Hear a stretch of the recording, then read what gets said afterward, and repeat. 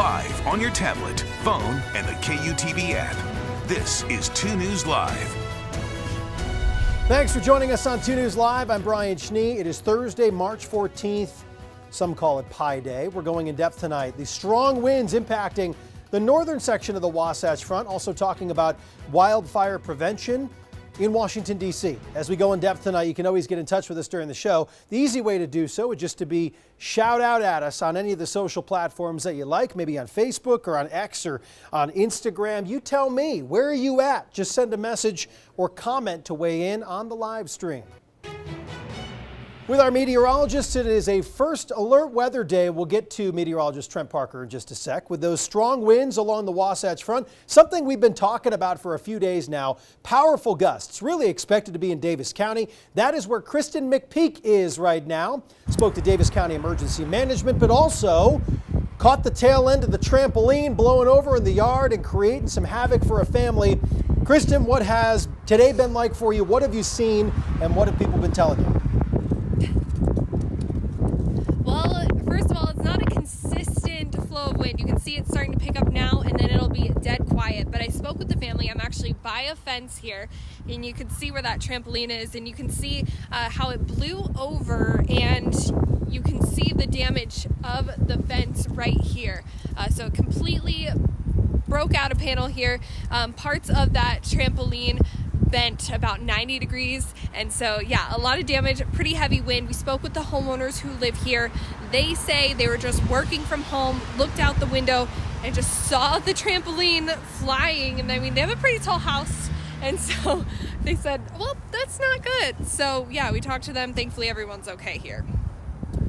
Kristen, by the way, don't mess with the hair. It's just going to get messed up again. So don't feel like you need to do anything here for 2 News Live. Maybe I'll mess up mine here so we could be on the same page here. All right. So you also spoke to the emergency managers there in Davis County. What did they tell you? What did they recommend people do? Obviously, in advance of the trampoline going airborne, it would have been a good idea to get that thing battened down, I imagine.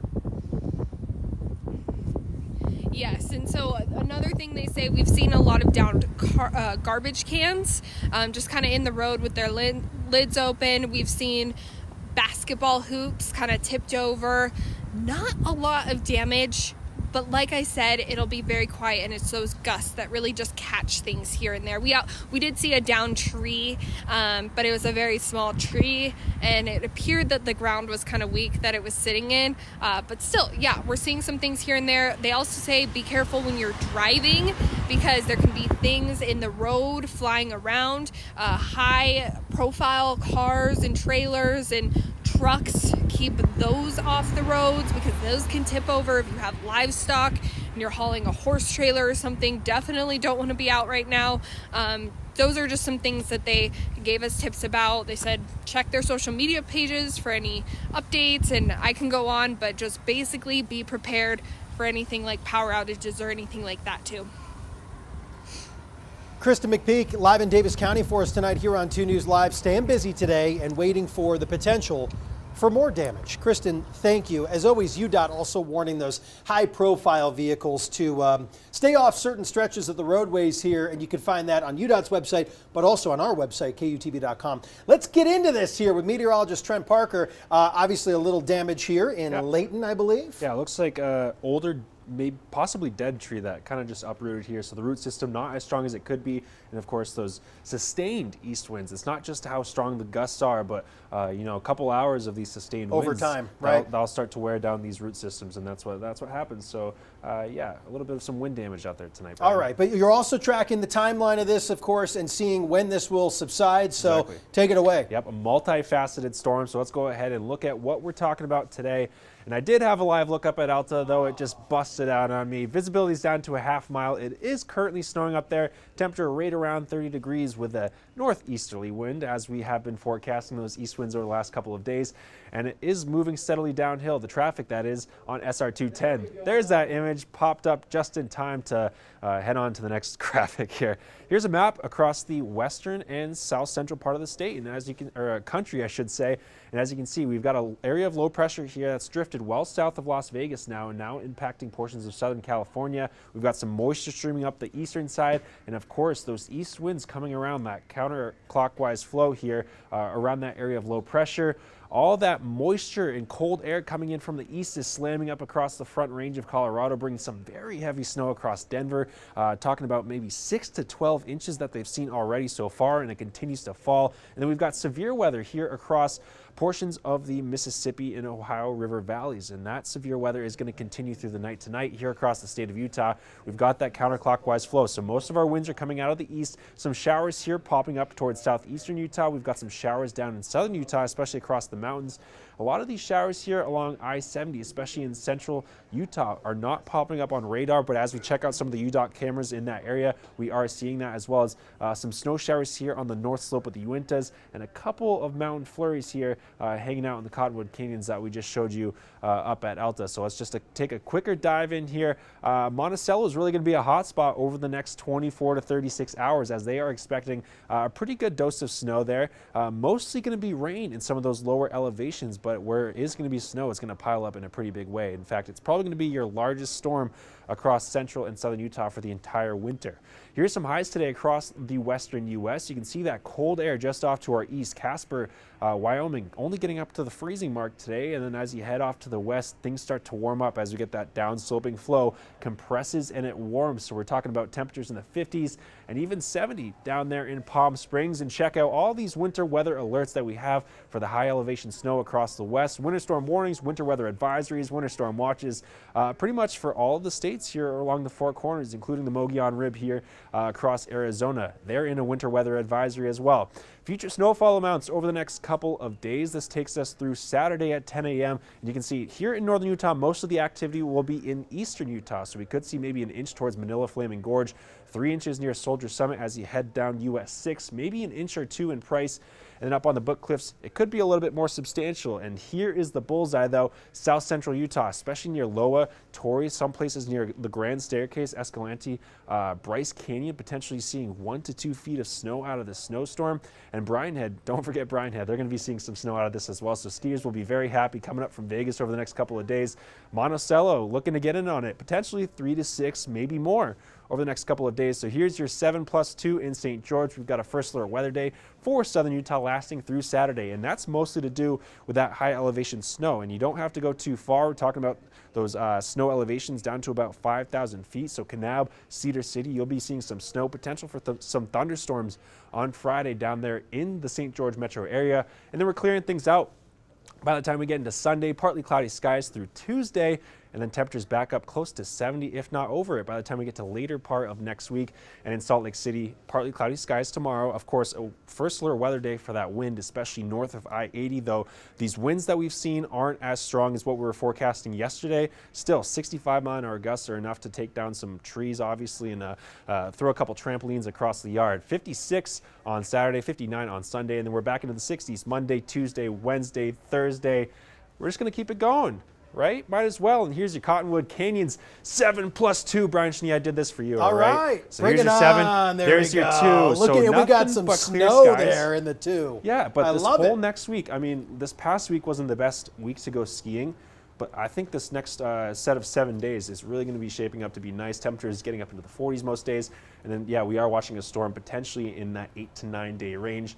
Yeah, we'll see how that all shapes up. You know, Trent, I made sure we pulled up this UDOT camera for you. I forgot this. Well, I know you did, but I wanted to make sure it was in here. This is in the far northeast corner of the state. Daggett County, There in baby. Daggett County. A lot of love for Daggett County and the Flaming Gorge. The folks that are living up there and Absolutely. like seeing us come to town. I like visiting. Beautiful spot. Well, look at this. I mean, it's a winter wonderland in Daggett awesome. County. Yep. A beautiful shot there, and I'm sure other areas will be getting in the mix here. Exactly. Taking a look at your forecast. So, Yep.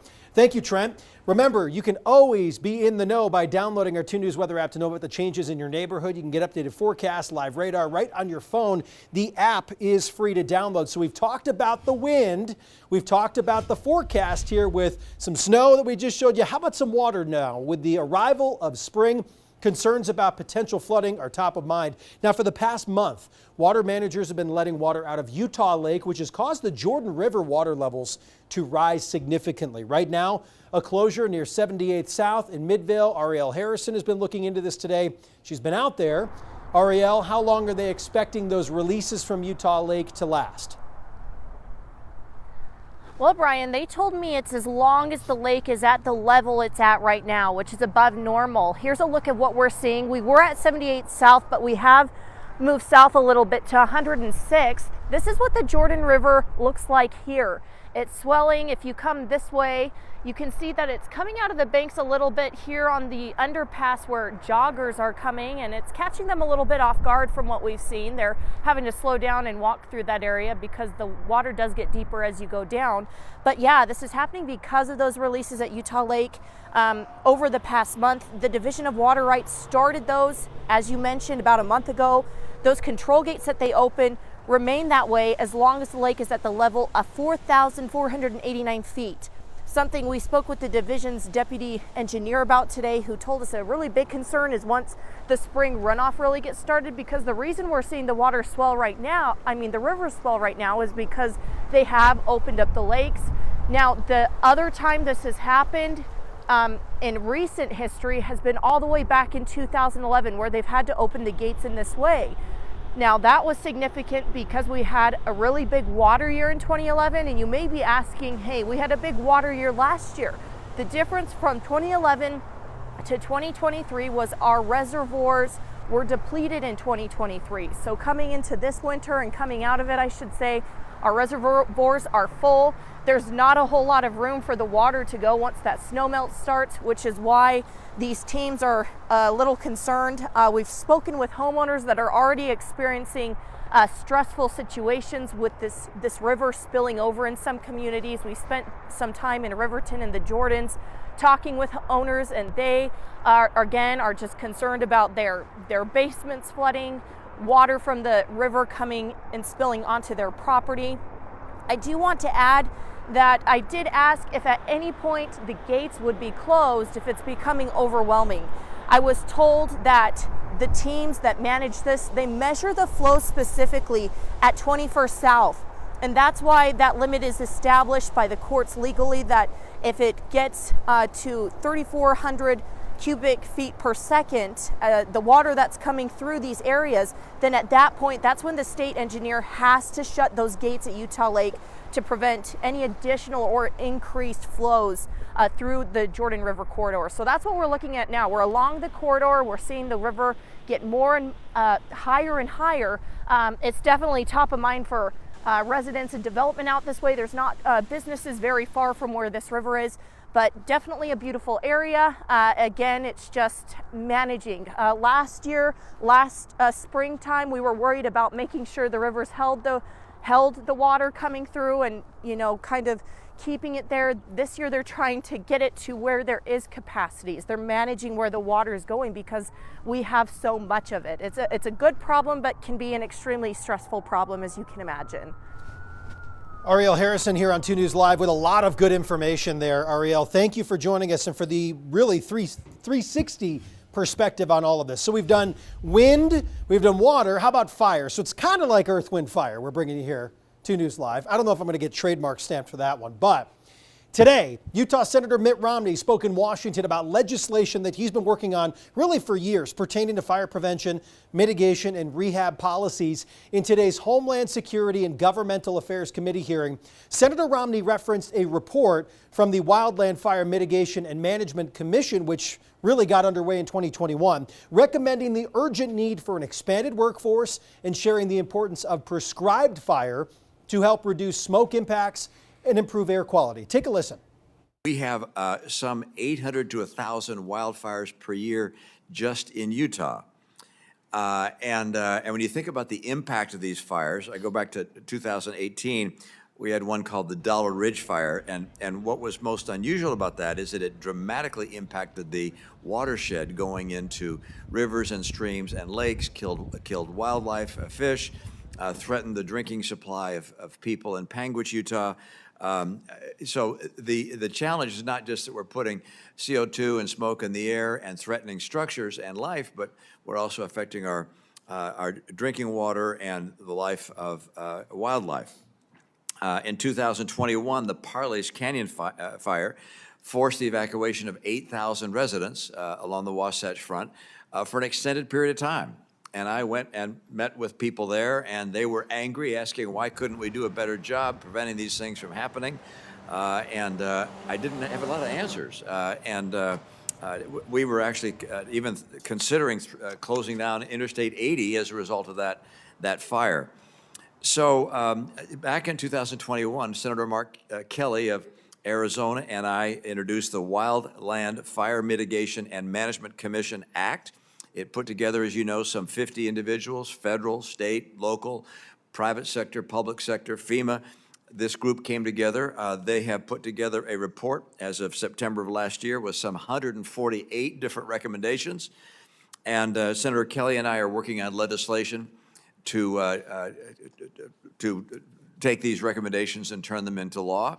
That's one of the reasons we wanted to have this hearing today, to get your perspectives on what things we might want to turn into law. I appreciate very much the work that you're doing. It is a national priority. I recognize that we can't keep on doing the way we have in the past. We're going to have some changes. It's going to require additional funding. We may need additional fixed-wing aircraft, different monitoring systems, different remediation, different forestry management, different prescribed burns processes. There are a lot of things that we are going to have to do differently than we have in the past. So the senator also mentioned the Parley's Canyon fire. There was a group that put on a lot of effort to thin that area and work on a fuels reduction project, which was a big reason why that fire never reached the Summit Park community. So along with Senator Romney, Jamie Barnes, the state's director for the Division of Forestry, Fire and State Lands, also spoke about how things are going here in Utah and what needs to be done in collaboration at the federal level to try and make changes when it comes to the wildfire landscape in our country. Permitting reform is something that we definitely need to be focusing on. Also, efficiencies across agencies is something that we should be focusing on, and how we can do better planning efforts. Honestly, in Utah, we do things very well with our interagency partners. I often tell people, if everybody could do it the Utah way, the world would be a lot better. We've worked on that very hard through shared stewardship, but I think breaking down those barriers through NEPA, the litigation issues that we see that are very costly, and then also the alignment, getting everything aligned to have a project happen.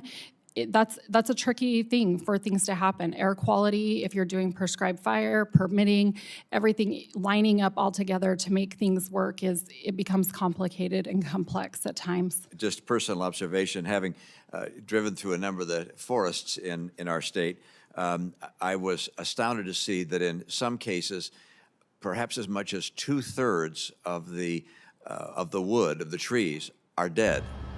And if they're harvested, I'm told within 3 years or so, they can be used for chipboard and so forth. But the process of getting a permit to harvest this dead wood takes so long that it's no longer useful, and therefore has no economic value. Therefore, we can't get loggers to come in and take out the dead wood. Does the commission make any recommendations that would allow us to actually use some of the dead wood and to get private sector participants to come in and remove some of the fuel that adds to the danger of these wildfires? Absolutely, and that's an important piece of the puzzle in Utah. And again, through shared stewardship, that's one of the approaches that we have taken. We have invested in a position of a wood utilization specialist within the division, and having that person to determine what wood is out there, how can we utilize that wood, and how can we get that wood off to the forest to be an economic benefit in the state is something that we're very focused on, and we're starting to build success in that area. It's a very important topic. So Senator Romney and Jamie Barnes also discussed wildland firefighter pay today while in Washington. Barnes outlined what was recently done at the state level here in Utah to try and increase pay for firefighters. You can read more about that right now on the website you see on your screen, KUTV.com. I wrote up the article for you. So if you're interested in that facet, check it out there, KUTV.com. Before we get anywhere here, we went from wind to water to fire, back to this. Yeah, a little bit of some snowing out there, but a whole lot of blowing. As you can see, all these drifts coming off the side of the road. This is up in Uinta County, US 191, as you head north from Vernal towards Flaming Gorge, and the eastern slope of the Uintas there. Still dealing with a little bit of snow while we hang on for our dear lives here across the Wasatch Front, waiting for this east wind event to kind of just wrap itself up. Probably tomorrow morning is when we'll see those winds kind of die down. Okay, Brian. so overnight, really the evening commute is we're in it right now, but getting into the later hours, that's still a concern here this Still evening. sustaining those winds, especially in those places that you've seen the blowing today. And then again, tomorrow morning, those isolated spots, especially near the canyons where you get those morning downbursts from the mountains, you'll see, of course, another uptick in the winds. But then by tomorrow afternoon, I think we'll start to lessen that wind speed up a little.